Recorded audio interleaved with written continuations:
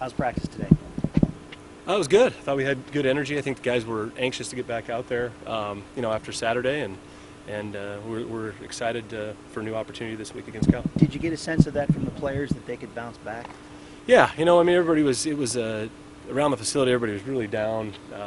Sunday when the players came back, but I think there were some good things to learn from the film, and I felt like the guys, they were frustrated. Everyone, coaches included, just frustrated about how it went, and just everybody seemed excited out there to get back on the field and go try to get a win this Saturday.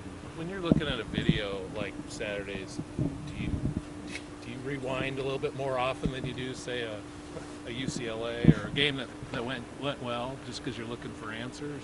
Or it's hard to sometimes rewind. You want to move on to the next play on some of them, but no, I think it's you have to go back and you have to kind of own that performance. We talked about that as a team. Like, hey, players, coaches, we got to own that performance, and we got to learn from it. Some of the mistakes that we made, and I think the first thing, you got to give Utah a lot of credit. That's a really talented football team, a physical, tough defense, and they got after us pretty good.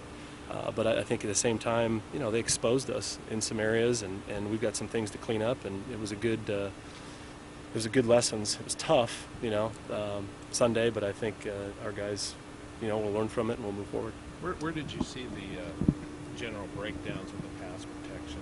That seemed like Jake didn't have a lot of time to. It was.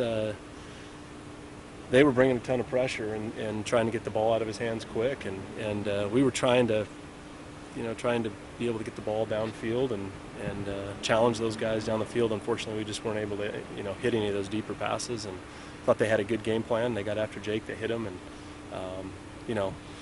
some of it was some of it they were just bringing a lot of guys and getting after us a little bit. How did you feel like the players responded? I mean, obviously it's tough, but do you think they saw like, hey, if we do this differently or we do this a little better, we've got an opportunity to produce against that good of a defense, because you're going to face another pretty good defense this weekend? Yeah, no, I think that's always the thing with the film is you come in and it's usually never as good or never as bad as you think, and we were really close on a lot of things. It just one or two guys here in a certain situation to play a talented defense, like Utah. You got to have all 11 guys on, and they were just sometimes, particularly in the first half, where we were moving it, and then just whether it was a penalty, or a missed assignment, or just maybe a lack of detail and a technique that good teams expose you on that, and it was just too many of those in the first half that caused us to not move the ball. I know this is Monday morning quarterback that you guys hate, but the first series, it just set the tone for the whole day.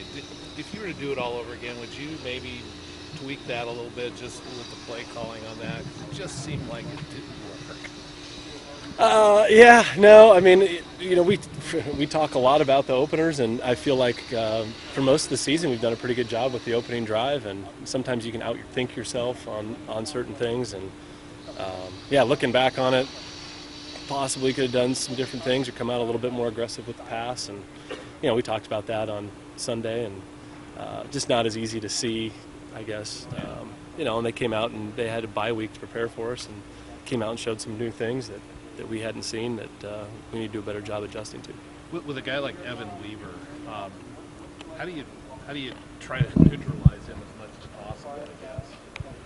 He's a really talented player. He shows up all over the film. He seems like a very intelligent football player, always in the right spot. And then the thing that you notice about their defense, they're really sound, and they do a great job of tackling. They don't give up a lot of big plays. And so it's someone I think that we're going to have to be aware of, run game and pass game, on where he's at, and it's going to be a challenge for us.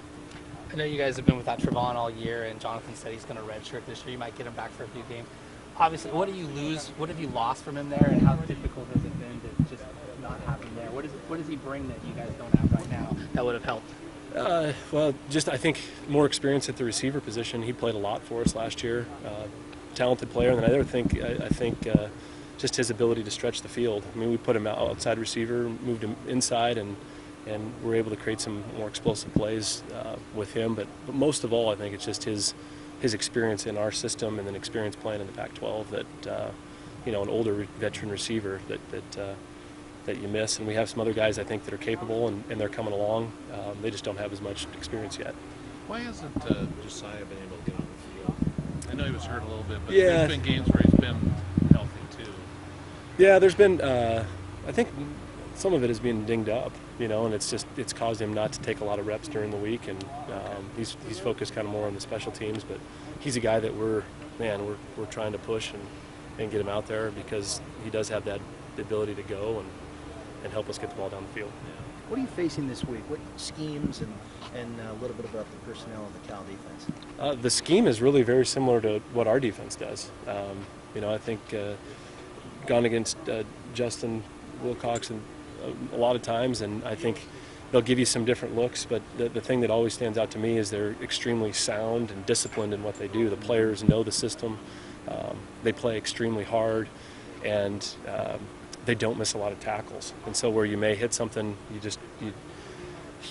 they're not giving up a lot of big plays, and you really got to execute at a high level against them. And you've seen it. I mean, gosh, I think that the number was 13 games in a row or something.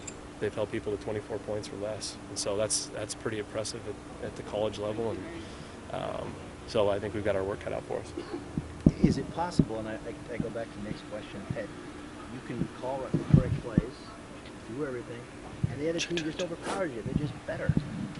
That happens sometimes.